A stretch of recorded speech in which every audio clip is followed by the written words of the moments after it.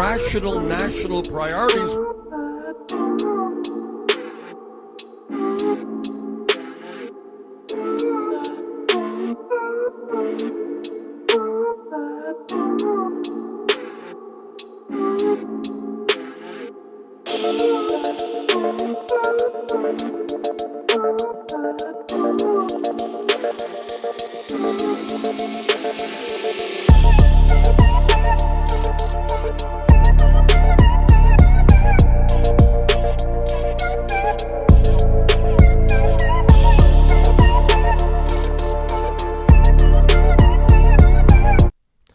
All right, we're live.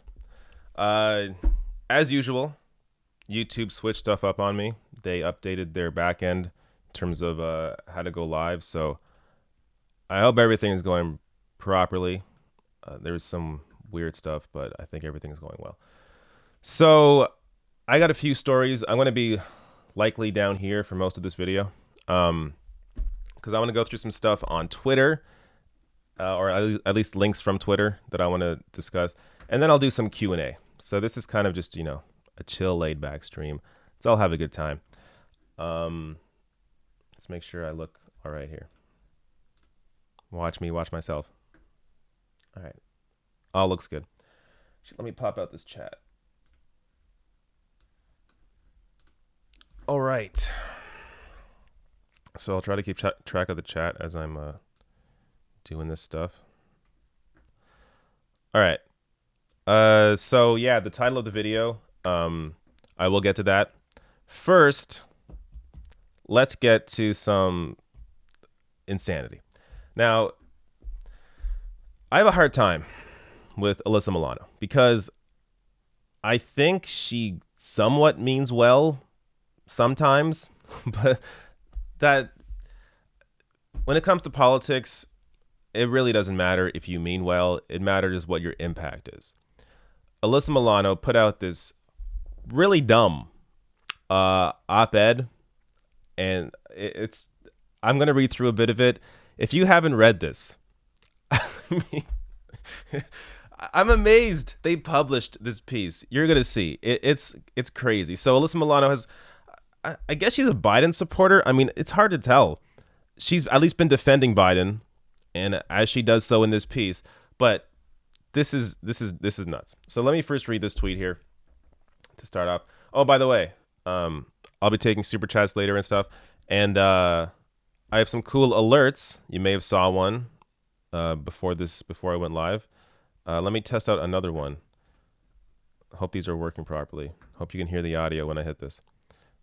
When you have rational national priorities. How about that? That's just a test. Nobody donated to me, but if you do, or if there's like a super chat or a new member, it'll trigger some cool thing like that. So I like that stuff. All right, let's get to this craziness. So Alyssa Milano put out this op-ed with her tweet here saying, my new op-ed for The Hill with some creative thinking on how to beat Trump. Let's create a DNC dream team. The key to beating Trump, elect all the Democratic candidates. Yep, we would be unstoppable. Please read, and if it resonates, please share. Now, I read this tweet, and I thought, what are you talking about? Now, if you think the tweet's dumb, the article gets even worse. Because it's crazy. It really is crazy. So let's get to some of the meat here. I mean, okay, I'm gonna read through a bit of this because I'm not sure how else to really communicate. Okay, I can't read all this. Way too much. But I don't think I even finished the whole article. I got halfway, and when I got to her main point, that was it for me. I had to check out. It was too much. So let's start here with the top. This is really long. Oh my! She wrote this much for this horrible idea. Oh my God. Okay. In July, CNN made the decision to treat the Democratic debates like entertainment. It was a sport. Actually, this part doesn't really matter. Blah, blah, blah, blah.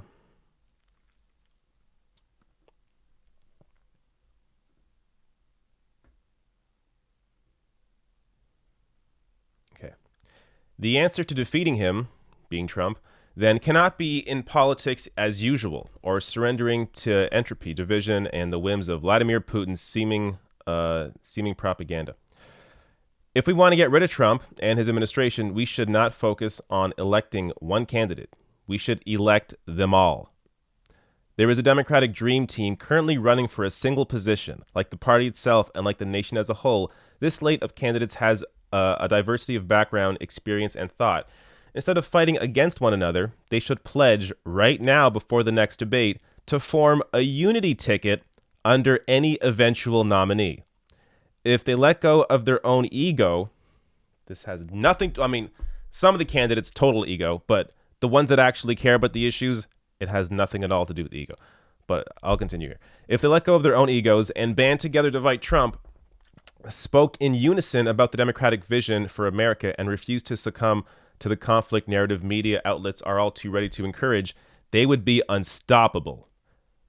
Now here's where it gets crazy. Imagine this. Vice President, of course I scroll down randomly. Imagine this. Vice President Biden is currently leading the field. So let's start there. With Biden at the top and a Harris vice presidency, we would speak to the majority of Americans who prefer Biden to any other candidate. Okay, right there. What the hell are you talking about? Like, if she actually means a unity ticket and she's taking the polls as her marker, why is Kamala Harris vice president? I mean, if you're just going off of polls and who's in the race, then it would be Bernie as the VP. In this crazy scenario, why the hell is Kamala Harris jumping from fifth or fourth to now vice president? So that part's crazy, but it gets even crazier. At the same time, we would bring the perspective of a new generation of leaders to the highest offices in the land. Attorney General Cory Booker could take on the NRA and the racial injustices he so often faced as mayor When you of have Newark. rational national priorities. Thanks for the donation. I'll get to your question after, by the way. Elizabeth Warren could lead the Department of Education, and it would... So here's her idea. She wants to put all the candidates in different positions in Joe Biden's cabinet. Elizabeth Warren could lead the Department of Education, and it would transform our nation for generations. Bernie Sanders, playing the role as Secretary of Health and Human Services, would ensure every person in America could access health care we could afford. But, like, you can't implement everybody's different policy because they're all different in the way they're implemented. So Joe Biden would now have to support Medicare for all, which of course he doesn't.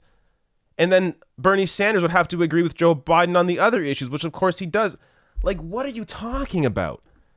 In any administration, Julian Castro experience as a cabinet secretary and congressman would be the perfect antidote to the Trump regime's border policy as the first Latinx Homeland Security Secretary. But it needn't stop there. Oh, yes, it need. New voices like Andrew Yang as the head of the Council of Economic Advisors would bring business acumen and the idea of basic income to the president's ear. I mean, this is all crazy. Pete Buttigieg, as what? Secretary of Veterans Affairs? Beto as chief of staff? Like, this is the Hollywoodification, if that makes any sense, of this race. This is dreamland. This is a fairy tale. I mean, this would be dumb in a movie, let alone trying to suggest this for real life. Like, I get it. You want your creative thinking. You want to think creatively. This isn't creative thinking. This is just stupid. Like, and this is in the Hill. I couldn't get published here.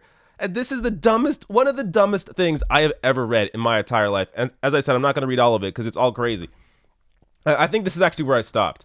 I stopped around Beto O'Rourke, chief of staff. I'm like, okay, I had enough. This article is ridiculous. But I'm actually kind of curious where she goes with this. Because how is there more? Okay, it's almost over at this point. The Democratic Party is progressive. The Democratic Party is moderate. And like America, the Democratic Party is diverse. This slate of candidates. But that doesn't make any sense. The president dictates what his cabinet is, like what he wants in terms of policy. Joe Biden doesn't want Medicare for all. He doesn't want the other policy ideas that are brought up by Elizabeth Warren. Like, this doesn't make any sense. Okay. Yeah. I think I'm done with this. Actually, I think I did read the end. Now that I'm reading the end of this, I think I read to the end. Or I may have skipped a couple of paragraphs. But this is... Yeah, okay. I just can't do any more of this. You get the idea. Alyssa Milano, please. I'm sure you mean well. Please stop talking about politics. You don't know anything. It's really embarrassing. It's horrible. Okay. Let's get out of that. Let's get to Warren Gunnels now. So, or I should say the Washington Post. So earlier this week, I did a story. Let me bring myself up for a minute. That's not what I want to do. I did a story on myself. Wait, that doesn't make any sense. I did a story on the Washington Post. This one right here. So basically, the Washington Post wrote this piece about Bernie Sanders. So Bernie Sanders has this claim, this correct claim, that 500,000 Americans will go bankrupt this year because of medical costs. And the Washington, and that's based on this peer-reviewed study right here. And by the way, one of the authors here, Himmelstein, he'll come up later. So that name's important. Then the Washington Post wrote this piece. Sanders' flawed statistic, 500,000 medical bankruptcies a year. Now, they go on to make his case for him. Like, if you read this piece, this fact check piece, they explain that he is correct. But they gave him 3 Pinocchios. 3 Pinocchios means like a huge lie. It's three out of a possible 4 Pinocchios. Right there. Bernie Sanders got 3 Pinocchios for claiming that 500,000 people a year go bankrupt, largely due to healthcare. Now, even though they make the case for him in this piece, even though they themselves, in an article from February, they themselves also claimed 530,000 families deal with bankruptcies related to medical bills. They reported this figure themselves months before Bernie Sanders was talking about it, months before he was fact-checked on it. They reported this same figure themselves. Even though all of this happened, they still gave him 3 Pinocchios, said it was a lie, even though it's based on a peer-reviewed study, even though the Washington Post reported the figure themselves, and they are doubling down. So after being called on it, Warren Gunnels, who works for Bernie, I forget his actual title, senior advisor for Bernie Sanders, put out this tweet saying, Washington Post, a study that Bernie cited on 500,000 medical bankruptcies was not peer-reviewed. Study's author, your Washington Post fact-checker article, falsely claimed that my article in the American Journal of Public Health had not undergone peer review. Demands retraction. So the author of that piece, as I was saying, Himmelstein here, wrote to the fact-checker, Salvador Rizzo in this case, usually it's Glenn Kessler, but this case it was Salvador Rizzo, saying that in your piece you falsely claimed that my article in the American Journal of Public Health had not undergone peer review. While some other editorials that appear in the journal may not undergo such review, as indicated in the email included below that I received from the editor-in-chief of the journal, mine clearly did. Your false claim has besmirched my reputation as a scholar. I demand that you immediately publicly retract it and the rest of your article, and that you pursue vigorous efforts to inform readers of your error. Of course, the Washington Post has not done that. In fact, I'm not sure if I could really dig into it, because there's multiple tweets. Oh, here we go. They're doubling down. Here's Glenn Kessler saying, this is false. Article did not say it was not peer-reviewed. We quote an editor saying the editorial did not undergo the same peer review editing process as a research article. But that isn't what the question's about. The question is about the actual... Oh, thanks for following. The question is about the actual facts, the actual number. So he's saying because the editorial writing about the piece was not peer-reviewed, then Bernie's lying. When but you have the editorial national priorities, was referencing the study. So, like, these are the kinds of lengths that mainstream press will go to smear Bernie Sanders. And look, I hate this crap because it's constant. And to, the average reader who maybe doesn't pay that close attention to any of this, it may seem like we're the ones going crazy because, we're calling bias here, we're calling bias here. Oh, you just think the media is biased against Bernie Sanders because you love Bernie Sanders. But look at the fucking evidence. Like, look at the letters that writers of studies have to write to the Washington Post because they are using their facts incorrectly just to smear Bernie. I mean, this is craziness, and it keeps happening. They did this before in the past. I forget the actual study or the actual fact checker now, but they did this with another figure. PolitiFact has also done similar things with Bernie Sanders.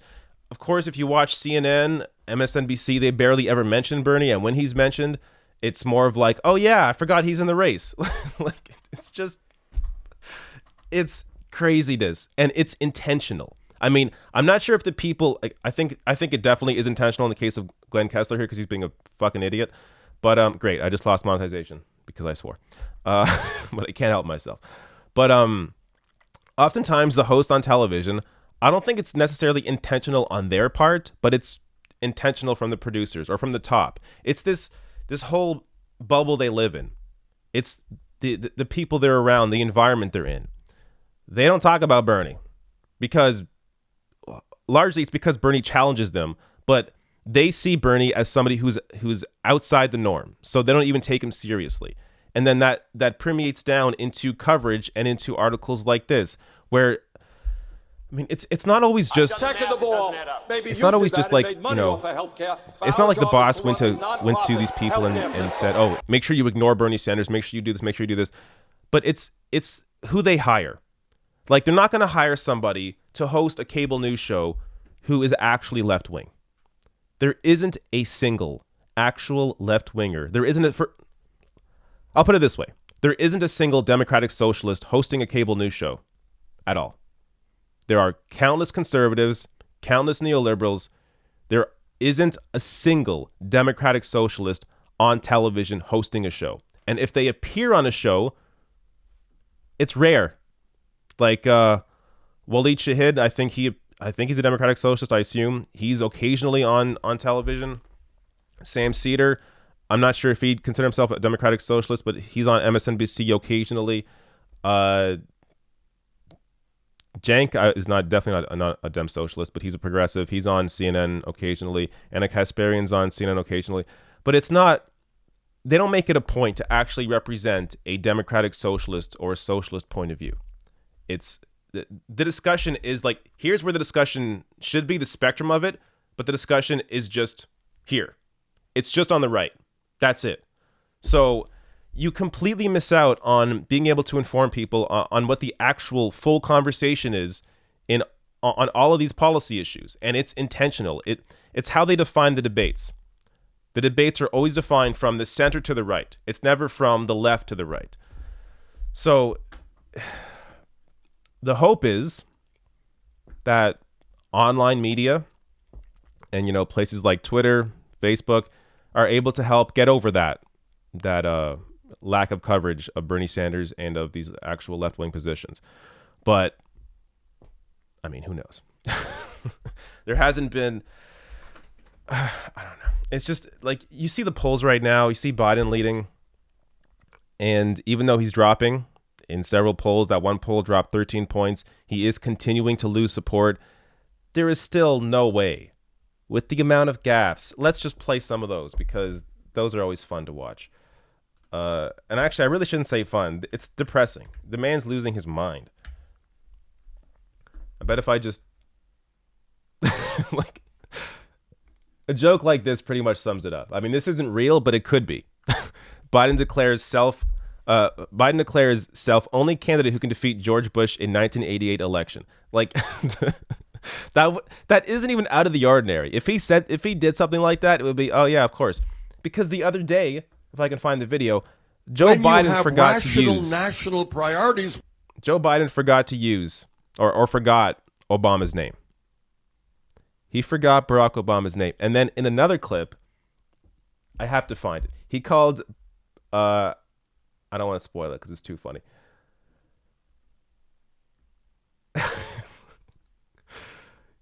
All right, if I can't find it, I got to say it. He called, no, but I could just search it. But then it's going to spoil it. He called Barack Obama.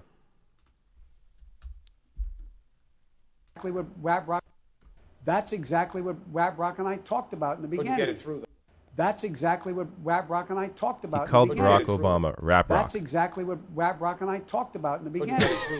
That's exactly what Rap Rock and I talked about in the beginning. Get it through. I mean, this is just, it's sad. When you have rational national priorities. I'm hearing donations coming. I'm not seeing the notification. That's weird. But yeah, Biden's mind is just, it's gone. Like, he's not well. Like, I want to laugh, but I also have to feel bad because the guy he's well past his time. He should not be in this race whatsoever. What did he say here? Up doing well. Come on. And these kids who come and they end up doing well, they become Americans before a lot of Americans become Americans. No, I'm serious. They get in school. They do well. They contribute to the community. They contribute to the country. So, number one, we legalize the dreamers. Come on.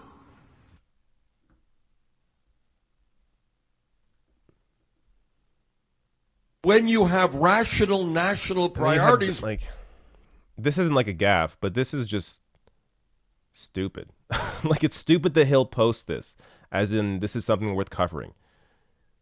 Joe Biden just, like, this is, he talks to some young kid. He's like, how are you going to win? And he's like, by making you vice president. I'm going to let these two young men have the last word, then I'm leaving. As president, how will you fix the damage Donald Trump has caused?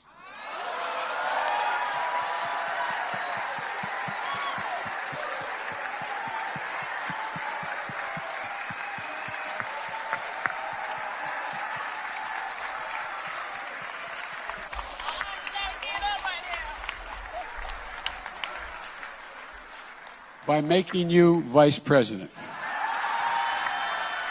That's worth clipping. It's a really posting? important thing. The first. Like, why? Like, you see how they try to sell him.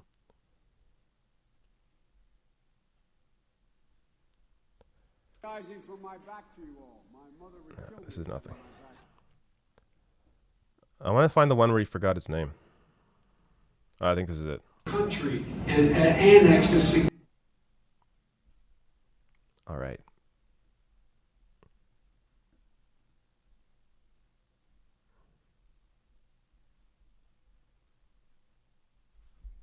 What's going on here?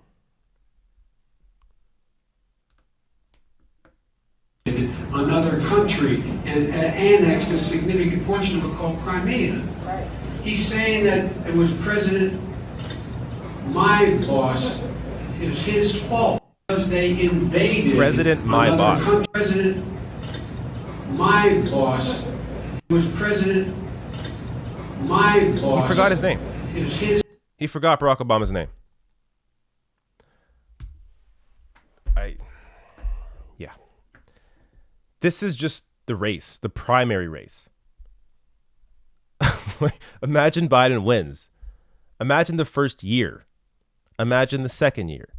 Imagine the third year. Imagine the fourth year. Second of all, maybe you there's did no that and way make money off this of guy can healthcare, last. But our job is to run a non-profit healthcare system. All right. That's enough of him. I want to get to this too. But let me, since they're coming in, I gotta find super chats. And since YouTube changed the entire interface, gotta find where they are. Actually, maybe they're here. Nope. Oh, I should also say, you can also donate via Streamlabs. If I can get the link.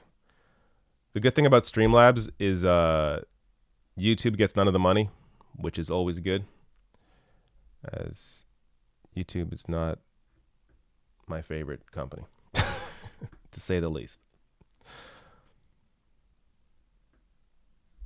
Let me get the link up.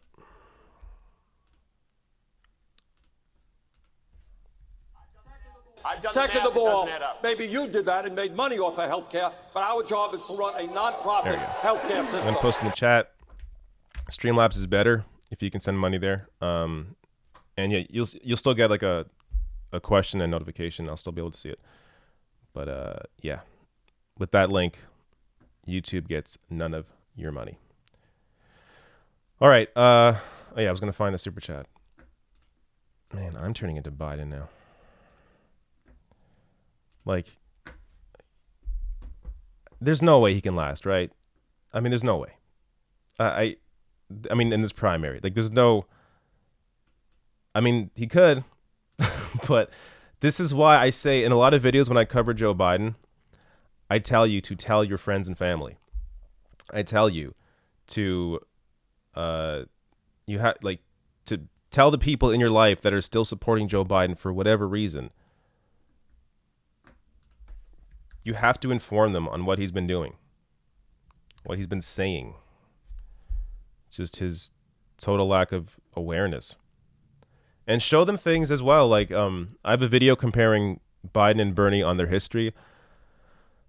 Like, if you, then again, a lot of people that still support Joe Biden do so because they think he's the best to defeat Trump. they don't really care about the policies. So I'm not even sure if showing people, hey, look what Biden said about the Iraq war and look what Bernie said. I'm not sure if that actually helps. It may help a little bit for some people, but there are a lot of people that okay, finally I found super chats. Man, they bury this stuff. But there are a lot of people that just support Joe Biden because they think, well, look at the polls. I mean, CNN told me, MSNBC told me that Biden is the most electable against Donald Trump. Meanwhile, in that same poll, Bernie has the exact same number, and that isn't as widely reported. Okay. Legendary Pete sent a super chat in saying, Warren a wolf in sheep clothing? Not true, Prague, in my opinion. Not true, progressive, in your opinion? I don't agree with you. So I did a video earlier this week on, let me see if I can bring the story up, though it may be paywalled. I think it was New York Times, where Warren is meeting with insiders. This one. Yeah, it's going to paywall me. Okay. I'm not giving you money, but that's what's been happening. I can't even zoom in. Okay. Basically, Elizabeth Warren quietly telling Democratic insiders that she is with them. So what's been happening is, look, Warren's been doing what most candidates do, and that's trying to shore up support in the Democratic Party. So if it happens to go to, a second ballot where superdelegates can vote, then she'll have some of their support. But also because she wants to form those relationships. So it's not like, I understand the desire to meet with Democratic Party officials, but she's doing that while also saying that she will not challenge the party, that she will help to sort of reinvigorate the existing DNC as opposed to replacing everybody inside of it and, wiping it out and starting fresh. Basically, she's doing what the powers, the established powers in the party want her to do, want every candidate to do. And that's let them continue to do what they're doing, which is losing, but basically allow them to continue giving into private interest, to relying on corporate money, allow them to continue doing that. Warren's not going to disrupt that. At the same time, I think Warren clearly is a lot better than most candidates in the race. But, there's no point even discussing that because I think all your focus should be on Bernie Sanders and making Bernie Sanders the nominee. If we get to a scenario down the road where we can have other discussions, then we'll have those discussions. But, a lot of people want to jump to conclusions. There are people saying, oh, the DNC is going to screw Bernie. But how about fighting now to make sure that he wins enough delegates where that can't happen? I don't see the point in being so negative. That doesn't, again, I've discussed this before. For some people, that negativity helps to invigorate them and helps to make them work harder. It doesn't work for me and doesn't work for a lot of people. A lot of people like me need some positivity, need the idea that actually, no, Bernie can win. He has all the support across the country. He has the most individual donors by far. He has the most volunteers by far, the biggest grassroots support base. He gets the biggest crowds. He can absolutely win the nomination. So the idea of, poo-pooing that whole movement, it doesn't do anything for me. But when it comes to Warren, I understand what you're saying. I just don't why even focus on her? If you don't like Warren, then don't focus on her. Focus on Bernie Sanders. Be positive. All right. Carlos Cano says, in my opinion, both parties' days are numbered. Sure. I like to understand why you think that. But in terms of the names of the party, I mean, again, guys, these parties they're shells. They're just organizations. The parties are whatever the people leading them are. So if you replace the leadership in the Democratic Party, it becomes a different party. It's still called the Democratic Party, but it's no longer the Democratic Party run by Nancy Pelosi and Chuck Schumer. It's now run by somebody else. So you have to keep that in mind. Parties are just the existing infrastructure. They're not the people in them. You can replace the people in them with other people, and the party becomes something else. But if that's what you mean, then yeah, I agree with you. Bula Boy says, you're using Bernie audio clip. Glad I tweeted. Oh, were you the one that tweeted me that? Yeah. Thank you for sending that over. Because there was, Bernie said rational national, and it was pretty dope. It was just random. He obviously wasn't talking about me, but it was cool to be able to hear that and then use that as a notification. So thank you. Diane Harris says, this is the new strategy. Flood the different cooperating establishment news with misleading and false articles. Then just refer to the incorrect articles as supposed proof. Rinse, repeat. Yeah, that's what they do. I mean, you'll see CNN and MSNBC always refer to the Washington Post fact check. They'll always say, oh, this person got 3 Pinocchios, this person got 2 Pinocchios. You might see something this weekend, maybe on CNN, maybe Jake Tapper, maybe Chuck Todd say, oh, this week, Bernie Sanders got 3 Pinocchios for his claim that 500,000 people go bankrupt due to healthcare costs, even though that is 100% factual. But the fact checker in Washington Post is treated like it's a robot. Like they put all the data into a machine and the machine decides, well, according to this data, it is 3 Pinocchios for Bernie Sanders. But that's not how it works. These are people that write these articles. These are people that do the analysis. People that are influenced by various things. So the idea that, oh, well, the fact checker said it, so it's a fact, not true at all. Don't even, again, I said this in my video on this. Washington Post, it completely depends on who you're reading. Look at the author of the piece, look at their history. But when it comes to the fact checker, don't even bother. I wouldn't reference that ever. It is incredibly inconsistent. And thank you, Diane, for the super chat. Captain Caveman says, we are a single conscious entity having a temporary human experience playing an infinite number of characters. We will always experience something by way of the fact it is impossible to experience nothing. Well, thank you, Joe Rogan, for that very enlightening high piece of information. But yes, you are correct. Thank you. All right, let me, I'm not sure if anybody sent any, what was I going to say? Man, I really am having a Joe Biden day. Streamlabs donations. Because if those came in, I actually have to go to a different page and find that I just found, but it's old.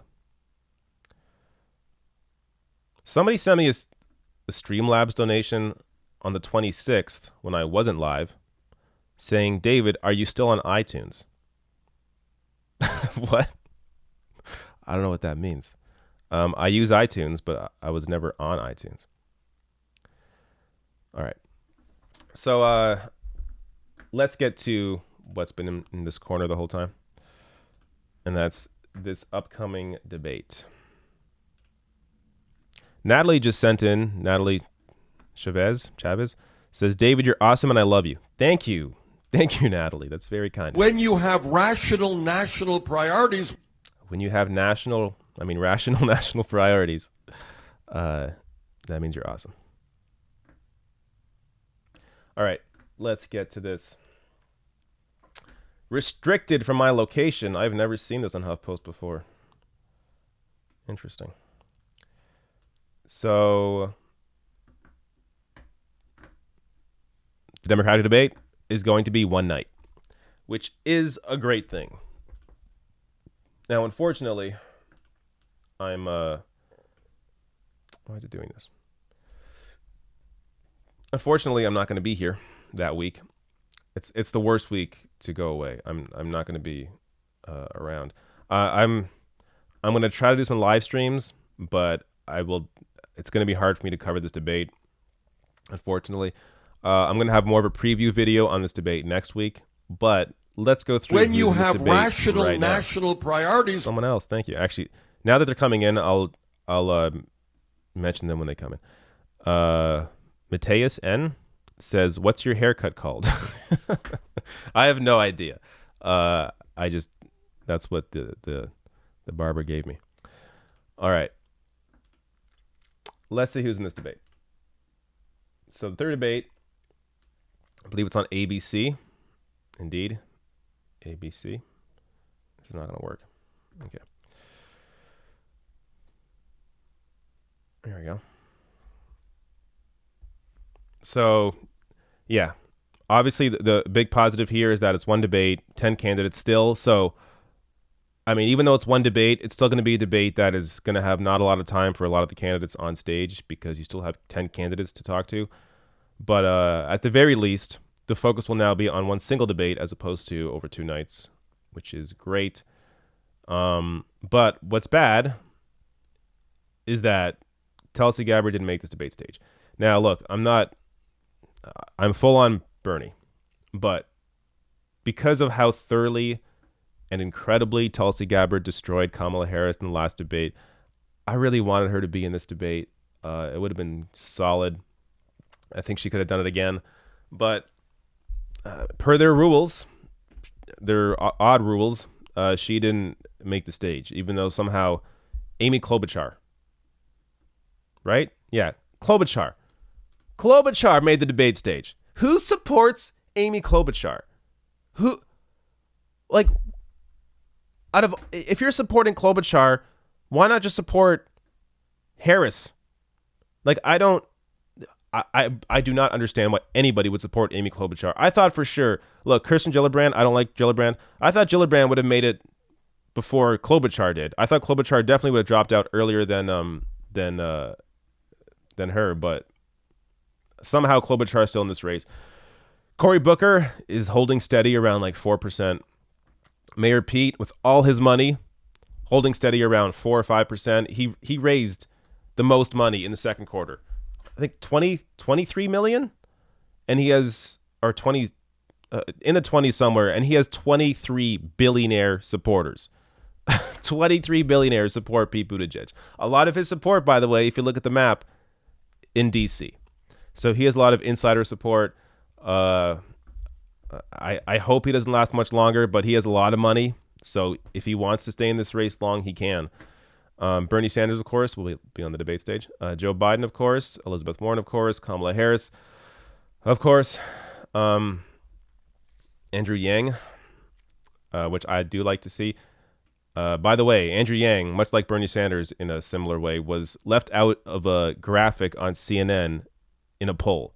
So Andrew Yang pulled above Beto O'Rourke, but they put Beto in place of Andrew Yang on the page when they were showing like the top 6 candidates. These people are insane. Like the amount of mistakes, or I guess intentional mistakes, that they make is just crazy. I went to school for video production. If I made a mistake like that on air, I would fail a class. But they regularly post misinformation on screen to millions of people. Beto somehow still in this race, and Julian Castro, I'm actually kind of surprised, is also in this. So I'm going to have more of a debate breakdown or preview breakdown next week. But I'll just say off the top here, I think both Warren and Bernie are going to attack Joe Biden because they kind of have to. Joe Biden is still in the lead in most polls, but his support is incredibly weak. And as we saw when Harris attacked Joe Biden in that first debate, there is a potential there when you attack Joe Biden, whoever attacks him gets their support. So if Warren goes in there or Bernie goes in there and attacks Joe Biden, there's a potential that they will get the support from Joe Biden just for attacking him. So I see that happening, especially in the case of Warren and Biden have sort of a history back and forth. So she may bring some of that up because before she was a senator, she was calling out Joe Biden. So there's a possibility there she'll bring some of that up. Bernie Sanders it's so easy for him to go after Biden because they both have a very long history in politics. There's no reason why Bernie can't bring up multiple votes that where Joe Biden's been on the wrong side of, that Bernie has been on the correct side of. Bernie should have, I like that Bernie is very sort of off the cuff and natural, but he should come with a prepared attack on Joe Biden. He has to fit that in somewhere on that debate. I'm not sure what Kamala Harris is going to do in this debate. I mean, she's been all over the place. She tries to play progressive, tries to play centrist. I mean, she is centrist or more conservative, but I don't know what her course of action is at this point. I guess she could try and go after Joe Biden again, but it won't be. There's no way that it'll be as effective as it was for her in the first debate. Yeah, I don't know what Kamala Harris is going to try to do. She may just try to make her own case. Andrew Yang, I actually think Andrew Yang is going to maybe be in the top 5 here. Because he's different enough that he stands out and he has his own little support base. So I think there's a good chance Beto's out before him, Julian Castro's out before him, Booker's out before him, Klobuchar is definitely out before him. Buttigieg maybe. Actually, in a recent poll, I think it was a poll, Andrew Yang has more support than Pete Buttigieg. So in at least one poll, Andrew Yang is polling above Pete Buttigieg, despite the fact that Pete Buttigieg raised the most money in the second quarter. So because of stats like that, because of information like that, I do think Andrew Yang will have will stay in this race longer than people may expect him to be. But that's about it. Let's see who missed it, though. Michael Bennett, who cares? Steve Bullock, he's good on Money in Politics, but nothing else. Who cares? Bill de Blasio, he had some solid performances, but again, don't really need him in the debate. John Delaney, get the fuck out of everyone's life. Tulsi Gabbard, unfortunately, as I said, Tulsi Gabbard's not going to be on the stage. Gillibrand, as I said. Wayne Messam, okay. I mean, that guy has barely been heard from.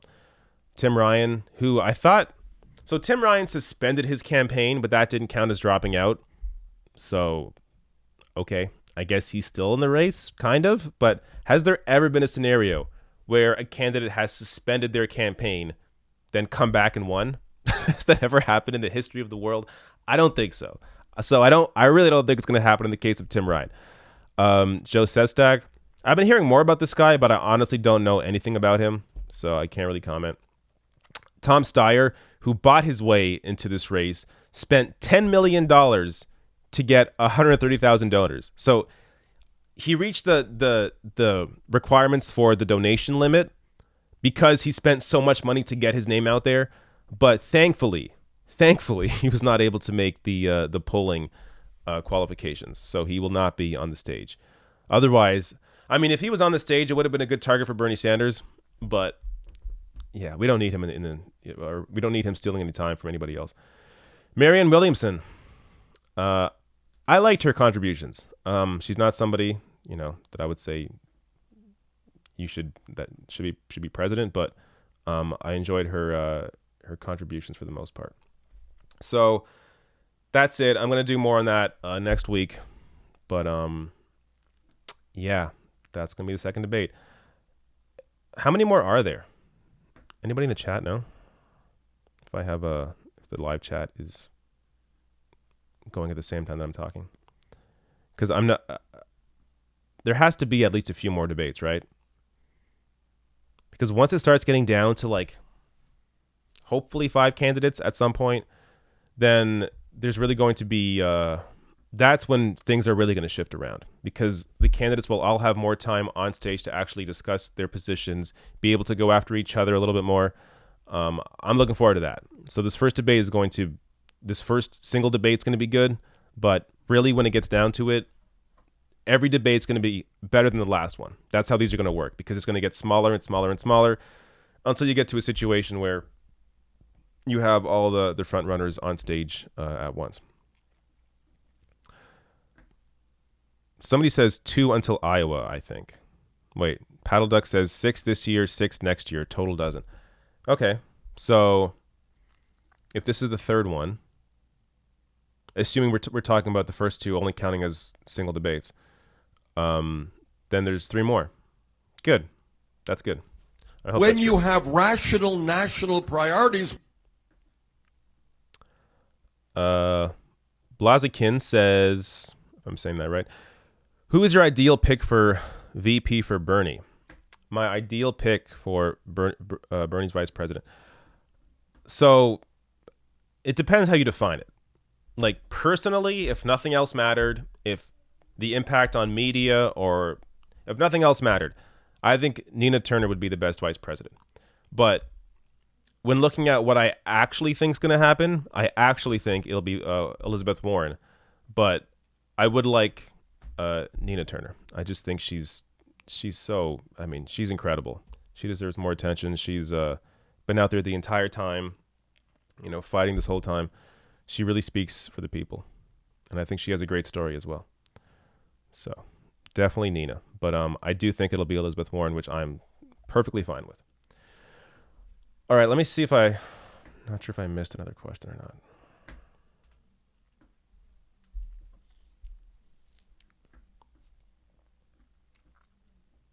Oh, just the haircut question. Okay. All right. I think I had something else I want to discuss.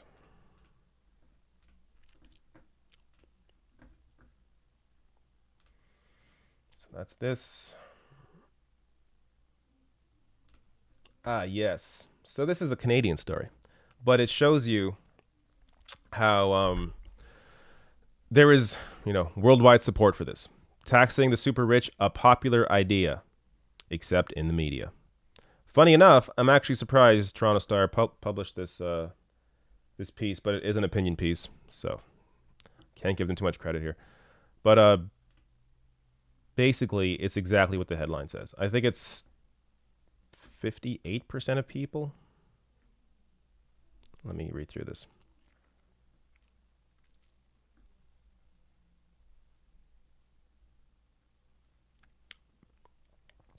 Prominent U.S. Democratic presidential contenders like Elizabeth Warren and Bernie Sanders are campaigning on taxing the super rich, with Warren calling for a 2% annual tax on wealth above $50 million, rising to 3% on billionaires. In Canada, where politicians have shied away from even putting their toe in the water when it comes to taxing the rich, NDP leader Jagmeet Singh has taken a bold plunge, calling for a version of Warren's tax, an annual 1% tax on wealth over $20 million.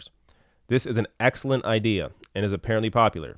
A new Abacus poll, Abacus poll, shows that 67%, oh, that's more than I thought, 67% of Canadians support or somewhat support a wealth tax along the lines proposed by Warren, and that even a majority of conservative voters support it. So this is the lie that people are told. Oh, nobody wants to raise taxes. Well, they don't want their own taxes raised because the vast majority of people do not have wealth under $20 million or over $20 million. But of course, it's incredibly popular to tax the wealthy. Whether you're conservative, whether you're liberal, whether you're whatever the hell you are, it is a popular idea, yet it is barely discussed. It's barely discussed in the media. Politicians shy away from it, even though it is this popular. And a lot of the reason, of course, is because these massive media companies are run by the super rich. These politicians have private fundraisers with the super rich. So you see the disconnect there, where something that, you know, 90% of people want, or in this case, fine, 67% of people want, but still majority, want, barely discussed because of the power that's at work, the power that's working against the best interests of the vast majority of people. Yet the wealth tax has received little media coverage beyond denunciations in the National Post, of course, which surely has nothing to do with the fact that the media is largely owned by billionaires. There you go, making the point for me. One Post columnist posed the bizarre question, what is the problem to which creating a wealth tax is a solution? Fortunately, the brilliant French economist Thomas Piketty answered the question at length in his celebrated international bestseller Capital in the 21st Century, where he made the case for wealth taxes. Without them, he argued, with extensive data, wealth will become even or ever more concentrated, allowing the mega rich to swallow up an ever larger share of the world's resources. Given that 26 individuals now have as much wealth as the bottom half of humanity, 26 individuals have as much wealth as 3.8 billion people. Yet, Ben Shapiro would defend this. One wonders at what point conservative commentators might consider this a problem. Exactly. What if one individual had as much as the rest of humanity, or if she had all the world's wealth? Would that cause alarm at the Post? Let's not forget that the super rich typically made their fortunes by selling products built by employees we all paid to educate and shipping those and shipping those products on roads we all paid to build. Exactly. The super rich offload a lot of their, I mean, as said right here, the super rich, in order to make their money, they have to rely on public infrastructure. Yet they are drowning that public money of resources as they continue to build their own wealth and allow it to sit in banks so they could, be in Forbes magazine for being the richest person. Like, it's insanity. The wealth tax would redirect a tiny fraction of those fortunes back to the community to help ordinary When you Canadians. have rational national priorities. Thank you, Kim. Oh, thank you. $20. That's a lot. Kim Kinetic. Love your channel. Thanks so much. Thank you. Very kind of you. So wealth tax would redirect a tiny fraction of those fortunes back to the community to help ordinary Canadians. I'd call that a good solution to the problem of millions of Canadians working really hard but still struggling to get by. A wealth tax would also help curb the enormous political power of the super rich. Fossil fuel billionaires, for instance, have effectively managed to block global efforts against climate change. Billionaires and their defenders maintain the super rich would find ways to hide their money from tax authorities. But then why do billionaires resist such taxes? Exactly. Because they know they would actually pay more, just as they did in the early post-war years when taxes on the rich were much higher. Yeah, like, this is a hilarious talking point I hear often from conservatives. Well, the super rich will just find ways to hide their money anyways. Okay, well then be in support of it. So you think that's the case? Well then why don't you just support the tax? Because they're full of crap. So, like, if anybody ever tells you that, well, even if you raise taxes, they're going to hide their money offshore. Okay, then be in support of it. Who's it going to hurt? Support higher taxes. Like, it's going to affect people. And then you could still also deal with the offshore tax havens. So there's no reason that you can't have an all sides approach here. No one's saying that higher taxes on the wealthy will solve all the world's problems. Nobody's saying that, but it's one of many ways to a solution. So, like, there's just, the arguments against this are so disingenuous. Piketty notes that Warren's wealth tax is in line with historically high U.S. tax rates on the rich. He maintains those higher rates were key to the strong economic growth from 1940 to 1980, before Republicans gutted taxes on the rich, slowing down growth and swelling family fortunes. Yeah, absolutely. Someone else just sent one in. Oh, thank you, Ray. There's no question there, but thank you for the super chat. Ray de Los Santos. So, yeah. Might as well finish this. All right, wait, there's more of this. The Canadian tax system also helps perpetuate dynastic fortunes. Canada is the only G7 country without an inheritance tax. So a lot of people don't know this. Canada is the only G7 country without an inheritance tax. According to a study by the Canadian Centre for Policy Alternatives, between 2012 and 2016, the net worth of Canada's wealthiest 87 families grew by more than $800 million per family. So while everyone else's wealth was going down during those years, the wealthiest people per family on average grew by $800 million. The study also found that inheritance is growing in importance. Among the wealthiest Canadian families, 45% had passed down wealth at least one generation in 1999, compared to 53% in 2016. So much for the argument that the super rich are increasingly self-made entrepreneurs. Exactly. Turns out that Canada's billionaires are mostly winners in what Warren Buffett calls the ovarian lottery. They just think they hit a triple. 100%. So Linda McQuaid deserves serious credit here. This is a great piece. And this is a perspective Canadians don't hear very often. So there's a lot of discussion, in America about wealth tax and the super rich. Much less so in Canada. It's not really much of a topic here.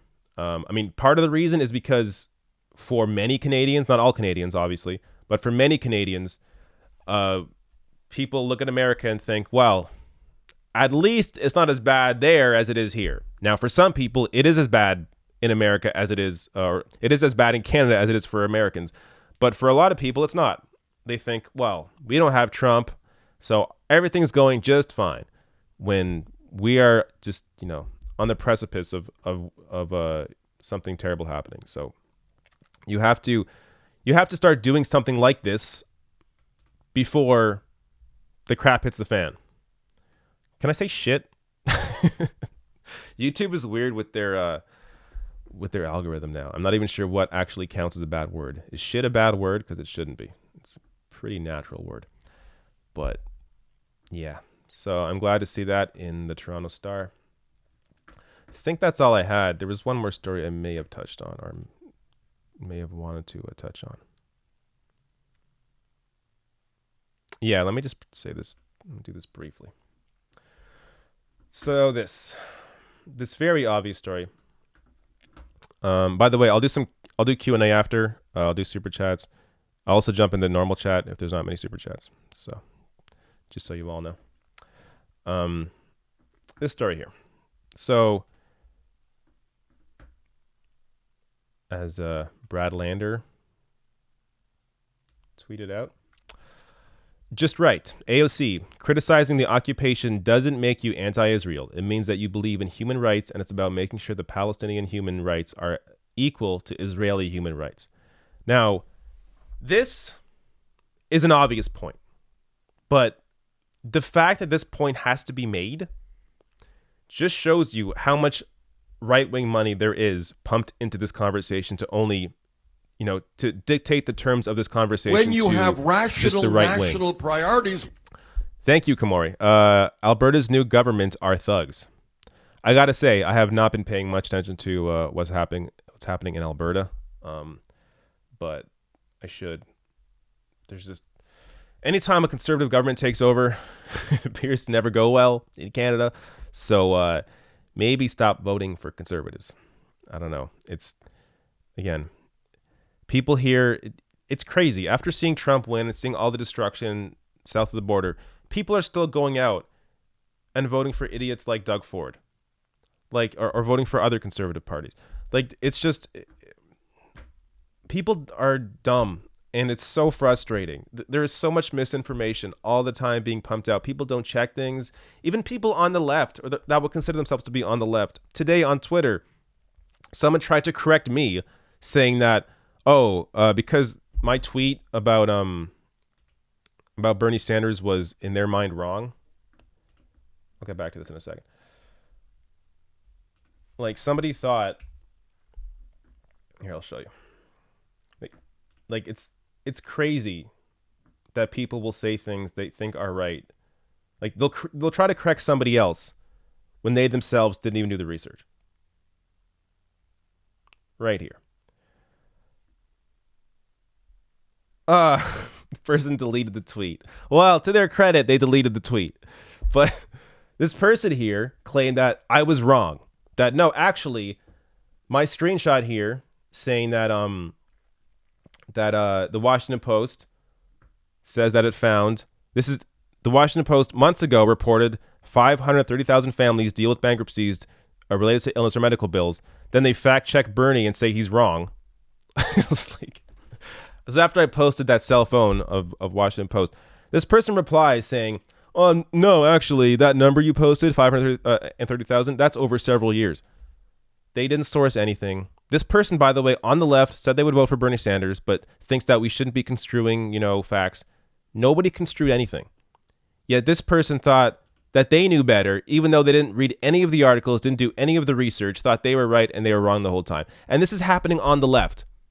So just imagine what is happening when people that are less informed, that aren't on Twitter. It's really yeah. You get this is what happens. So you have to have people like AOC say the most obvious things, that criticizing the occupation doesn't mean you're anti-Israel or anti-Semitic. The most obvious things, the most obvious points have to be made because of how much right-wing money is pumped into this conversation, misinforming people.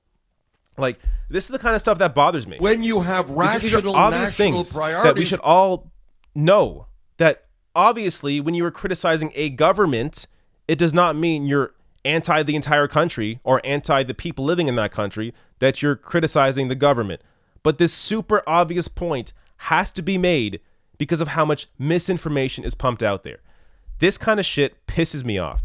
But I'm glad AOC is saying it. It shouldn't need to be said, is the point here. But yeah, I heard a new. I think I heard a new thing coming. Here we go. Eric Isaac says Clinton suspended his campaign, came back and won. Did he really? I did not know that. I got to look into that. That's crazy. How early on did that happen? Like the idea of suspending your camp. So first of all, that's Clinton. So Tim Ryan ain't Bill Clinton. So it's not going to happen with Bill Clinton or with Tim Ryan. But I got to read more into that. Clearly, I was not paying attention when I was that age, but that's crazy. All right.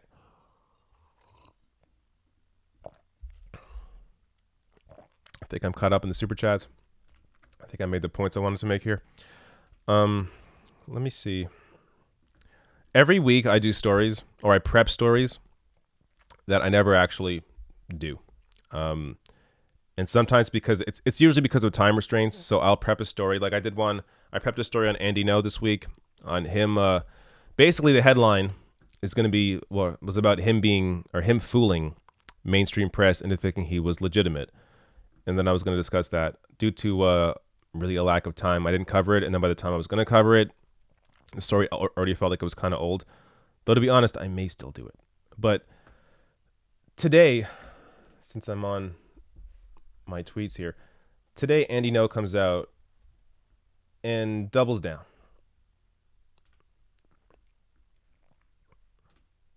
Right here. The damning video purporting to show me conspiring in a violent attack shows absolutely nothing of the sort. This is the latest in a string of lies designed to intimidate me into silence since the brain injury I sustained in June failed to do the job. Andy No was caught on video hanging out with right-wingers who were planning an attack on some Antifa protesters at a bar. Andy No wasn't shooting any video of that. And then, there's countless examples of as well of Andy No of his video, and then he cuts away at certain points when the right wing thugs are doing the attacks, but then he cuts back into the video when it's retaliated by the left wing. Like, he's so fucking dishonest, and the fact that he's still trying to get away with this, when you have rational and he may, national for a lot of people, priorities. he may. I'm sure he'll still be on Fox News multiple times, but.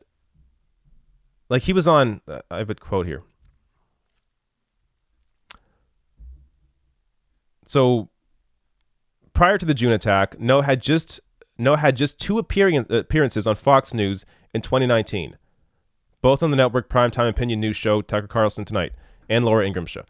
But the June 29th events transformed him into a regular. Since then, he has appeared on Fox News at least 12 times, making appearances on news side programs such as The Story with Mark McCallum, Fox News First, and Fox News at Night with Shannon Bream. Also appeared on CNN. Also, of course, appeared on Joe Rogan. Let me show you this. Let me show you this. Look at this. This is what stemmed. So after Andy No appeared on Joe Rogan, they got all this out of it. So these are all Joe Rogan clips. Joe Rogan mainstream acceptance of Antifa violence with Andy No. Joe Rogan how Antifa organizes with Andy No. All this stuff. What led to Antifa assaulting Andy No? The amount of grifting this guy did, and Joe fell for it, hook, line, and sinker. Had this guy on for an hour, had all these discussions, put out all this propaganda about how violent the left wing is, all this BS propaganda. And then even had another discussion with somebody else, Eric Weinstein, on his show about this. And then Weinstein had Andy No at his show to talk about this. These people are so fooled. I mean, Joe Rogan has had on some real idiots. I'm not even talking about like Peterson. I'm talking about lower than that. There's a guy, thankfully I forget his name, but he's a ginger dude. He's like an actual Nazi, and he was on Rogan's show years ago. To Rogan's credit, never had him back on after it was clear that this guy was completely insane, but he was on Rogan's show. Not to mention Gavin McInnes, had him on multiple times, had somebody else on that I'm forgetting now multiple times, but this I'm not even including, Ben Shapiro, Crowder, Peterson. He's had on worse people and gave them a platform. Like, it normalizes these assholes, and it normalizes this point of view that is just straight up lying. These people are lying, and people retain this information and, you know, start following Andy No, start following who he follows, and that's how it spreads. So like, it's not even just like YouTube algorithms. Obviously, it's part of it. The YouTube algorithm, what it does, I think they may have tried to tweak it now, but what it's done in the past is it sends people to more and more extreme content. So, you know, say you're watching a video about the moon, and then it sends you, and then like in the suggested video afterwards, it's like, hey, was the moon landing real? I don't know. You check it out. And then you watch that, and then you get into flat earth. And like, that's how it pulls you down the hole. It does that, not just with those kinds of videos, it does that with politics. So it brings you to the more and more and more extreme content, which always, in the case of politics, goes to the right. So that's how it sucks in and transforms a lot of, especially young men, young minds, onto this crap.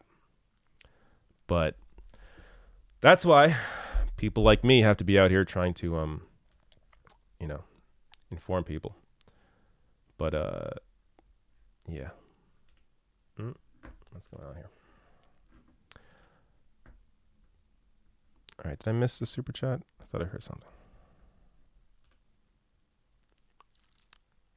Chuck Box says, as an American, I can say you are the best YouTuber of any in America covering American politics. We, your southern neighbors, benefit from your interest in our plight. Thanks. Thanks, Chuck. That's very kind of you. I don't agree. I think there are people that are better than me. But I very much appreciate that. Thank you so much.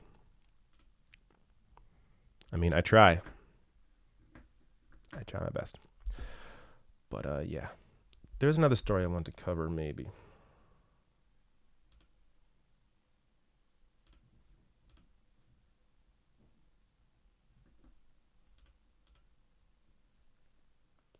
Oh, I just want to show this. So I did a video on this, but this is a point. Okay, listen up. If you have Biden supporters, Joe Biden supporters in your family or your friends, show them this article, this statistic right here. Bernie outraises Biden in Obama-Trump swing counties. This is one of the most important points you can make to Biden supporters. Biden supporters, as I said earlier, a lot of them support Joe Biden because they think he's the most electable. But when you're talking about electability, you have to think about those people that voted for Obama and then voted for Donald Trump in 2016, those weird voters. Well, Bernie Sanders has more than double their support than any other candidate in the race. Even when you combine Warren and Biden's numbers together, it does not match up to the support that Bernie Sanders has with Obama to Trump voters. So this is maybe the most important data point that we have right now for showcasing why Bernie Sanders is the most electable and Joe Biden is not. In fact, look how low Joe Biden is on this list. Buttigieg is behind Bernie Sanders. Now, he's way behind Bernie, but he's ahead of Warren, oddly enough, and ahead of Biden. But it's not even close. Bernie Sanders, over 33,000 donors in individual donors in Obama to Trump counties. So you have to show. I did a video on this, but there's a Daily Beast article. You can find this article here. You can find it. Show your friends and family. Put that on Facebook. Whatever it is, show people that stat, because I think that will help to convince a lot of people that are supporting Biden just because they think he's the best to defeat Donald Trump. Okay. I think I got all the chats.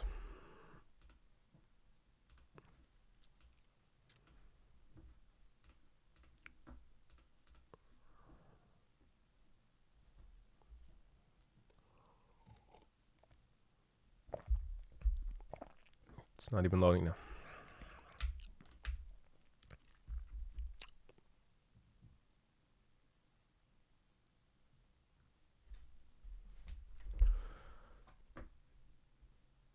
YouTube is not loading the page. I am still live, right? I am. Good.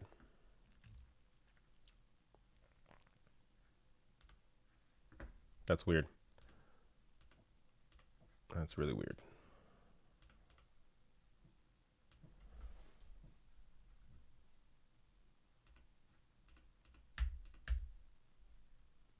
Okay, well, let me go to the regular chat. What do you guys want to talk about? I'm going to go soon, but I can talk on a couple more issues, maybe. Biden can't win. He's Hillary 2.0 beta.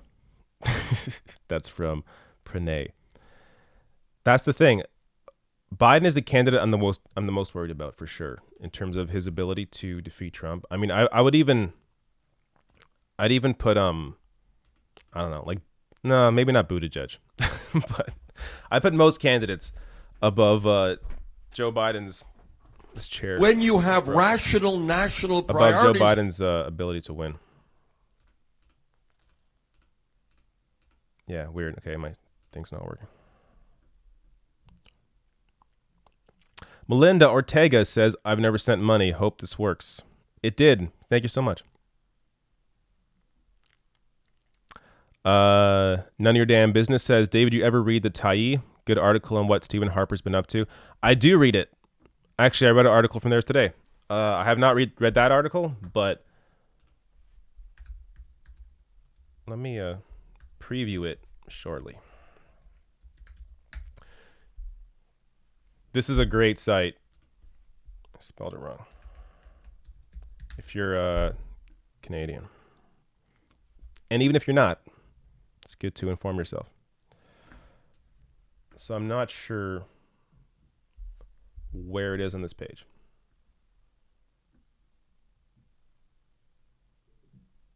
But basically, if you're Canadian, check out the Tyee, great site. Also, ricochet.media.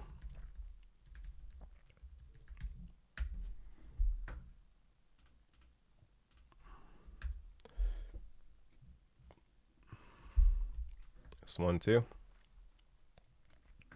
And yes, I will be doing more on the election. Since I'm going to be gone in a week, and the actual election really going to start once I get back, or the actual campaigning, I guess, is really going to start once I get back. Then I'm going to focus more on it when I get back then. Yeah, this site too is great. But yeah, I mean, early predictions for this Canadian election. It appears, I'm going to say liberal minority is how it's looking right now. I think there is enough to hit Andrew Scheer on. I mean, his recent comments, or not his recent comments, but old comments about him talking about gay marriage in a very derogatory manner. That's going to hurt his potential support for liberals, maybe moving over to conservatives. So he's getting hit from that angle. And also the People's Party of Canada with Maxime Bernier, I think from the right, he's being hit there as well. So I don't know if Andrew Scheer will be able to will be able to really get the support he needs to form government. But I could be wrong. I think right now it's a liberal minority, but things can change. Is Rational National a Tulsi hater? I don't hate anybody. No, I don't hate Tulsi. I'll be honest with you. I really despise most of Tulsi's supporters that I've had interactions with. There are a lot of horrible ones, but that doesn't wear on the candidate. I like Tulsi in some ways. I don't like her in other ways. But no, I mean, look on my channel and search up Tulsi's name. Most of my content covering Tulsi Gabbard, if not all of it, has been positive. So no, I don't hate Tulsi Gabbard. But man, if you're a supporter of hers, just tone it down a little bit, okay? Like, some of you are crazy. It's really insane. But I guess, a lot of candidates have crazy supporters, but I just feel like with Tulsi supporters, it's to some other level. Then again, there's the potential a lot of those people are bots, so it's hard to really tell. All right. I hope I didn't miss anybody's super chat because the super chat page on YouTube is not working, but I don't think I missed anybody. Yeah, I don't think I did. All right, I'm gonna go soon, but I'll tell you this: I want to do some gaming today or tomorrow or this weekend. So let me direct you to my gaming page on Twitch. And then those streams are very laid back. I don't just play games and you watch me. I have conversations with, like, you know, people that are in the chat. So it's a good time. Check that out. But I'm glad to see people agree with me. Tulsi fanatics are nuts. Tulsi supporters are the worst. Tulsi herself is fine. Yeah, that's kind of my position. I don't know what, like, I've heard things about Yang supporters. I don't really have much of an issue with Yang. At least I haven't had much of an issue with Yang supporters. But Tulsi supporters are maybe you did that and made out money of this off the world. healthcare, but our job is to run a non-profit healthcare system. Jump in. Jessifit says, "What do you say to us who want to move to Canada?" I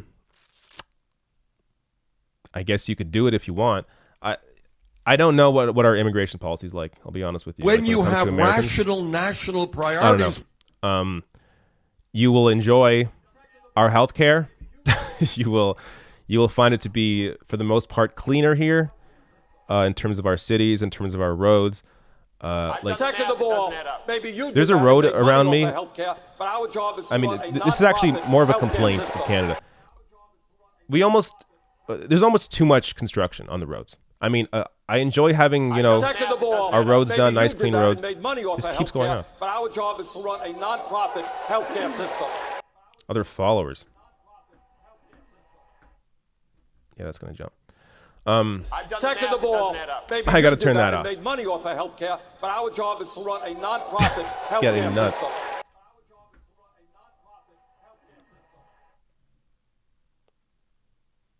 Second of all, maybe I you can see did this that and made option. money off the healthcare, but our job is to run a non-profit there healthcare we go. system. This should turn off soon. All right. What was I saying? Yeah, Canada. So we have like too much construction. There's a joke in Canada where we have two seasons, winter and construction, because there is a lot of infrastructure spending, at least in suburbs and at least in main cities. I'm not saying, you know, in the country it's definitely different, but like there was a road near me, no potholes, it was perfectly fine, and they're redoing the entire road. I don't know why, but they're doing it. But that's like it's I mentioned that because that's one of the main differences I notice when I go to the US.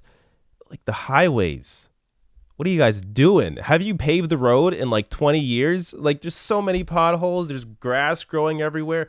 It's kind of funny in a way where it's just, it's a Second of all, completely different world from maybe what I'm you used did to that here. and made money off the healthcare, but our but, job is to run a non-profit yeah, I'm not sure if that's like a healthcare uniquely Canadian thing, but LA especially. When I went to LA, the highway in LA, my goodness, like what is going on there? You all drive. You think they would care a little more for the highways. But yeah, there's not much going on in terms of construction. All right, did I hear some super chat? I heard something.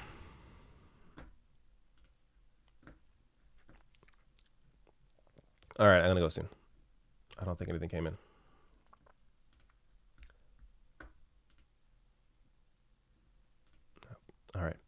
All right. So yeah, Twitch, the link is below the video. I'll do that later or tomorrow or Sunday, probably Sunday, I think. But we'll see. But thanks for joining, and another super chat. Second of all, Good timing. I was maybe about you to did go. that and made money off the healthcare, Another all coming but in. our job is to run a non-profit Dustin Brown healthcare says system. supporters of politicians on the left need to think about building solidarity more than doing the constant attack mode. You're great at that, David. when you have rational national priorities, Thank you.